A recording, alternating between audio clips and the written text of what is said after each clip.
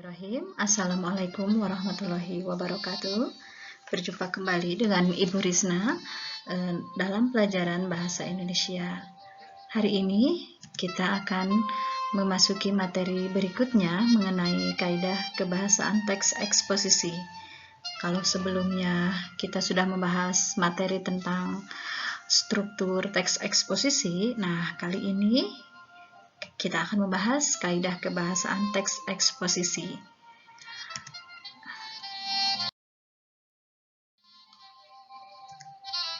Ya, yang akan kita pelajari dalam kaidah kebahasaan teks eksposisi hari ini ada 3 macam.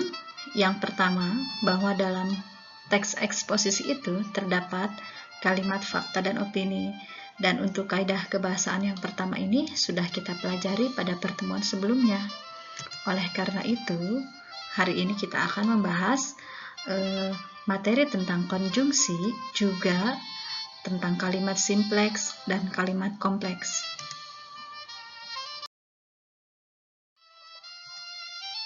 Nah, untuk konjungsi itu sendiri, Ibu akan lebih menspesifikkan ke dalam materi konjungsi intrakalimat. Nah, konjungsi intrakalimat ini terbagi menjadi beberapa macam ya, Nak ya. Ada konjungsi intrakalimat yang menandakan hubungan penambahan. Contoh konjungsinya dan, serta. Lalu ada konjungsi intrakalimat pemilihan. Contoh konjungsinya atau. Lalu ada konjungsi intrakalimat yang menandakan hubungan pertentangan, contoh konjungsinya tetapi dan sedangkan. Lalu ada konjungsi yang menandakan hubungan waktu atau temporal, contoh konjungsinya ketika, saat, sesudah, dan sebelum. Lalu ada konjungsi sebab akibat, konjungsi intrakalimat yang menandakan hubungan sebab akibat dengan istilah yang lain yaitu kausalitas. Contoh konjungsinya karena, sebab, akibat, sehingga, dan maka. Nah, konjungsi yang kita pelajari hari ini cuma konjungsi intrakalimat saja. Walaupun masih ada konjungsi antar kalimat, ada konjungsi antar paragraf, insya Allah itu akan dibahas pada pembelajaran selanjutnya. Nah, kita akan melihat contoh konjungsi yang ada di dalam kalimat. Misalnya, semua pelajar harus membawa buku dan alat tulis.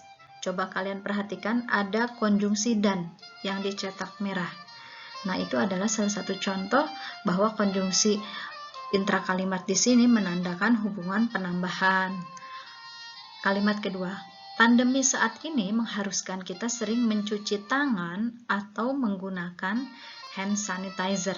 Nah, di sana konjungsinya menandakan hubungan pemilihan. Lalu ada konjungsi pada kalimat walaupun di rumah saja tetapi harus tetap rajin belajar. Nah, di sana ada konjungsi tetapi ya.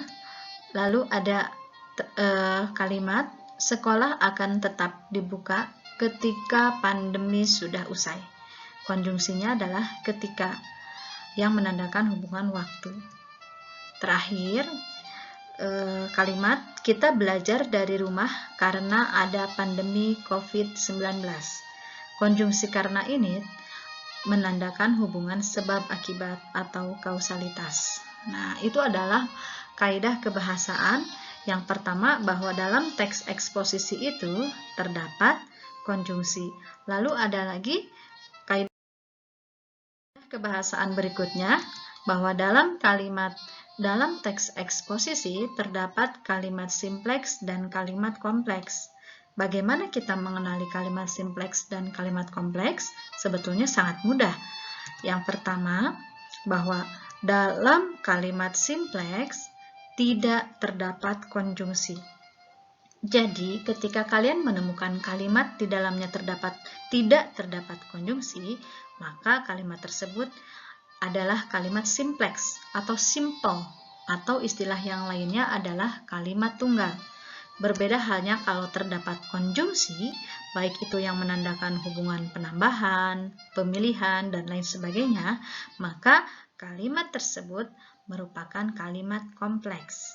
Jadi, untuk menentukan sebuah kalimat adalah kalimat simpleks atau kompleks dapat dilihat dari ada atau tidak adanya konjungsi. Nah, seperti itu. Kita lanjutkan ke latihannya. Silahkan kalian buka buku paket halaman 56 dan 57. Masih teks pembangunan dan bencana lingkungan. Di sana kalian mencari 2 kalimat simpleks dan 2 kalimat kompleks. Lalu kalian tulis di kolom komentar pada kelas Google yang seperti kalian biasa menuliskan komentar pada kelas tersebut. Terima kasih atas perhatiannya. Wassalamualaikum warahmatullahi wabarakatuh.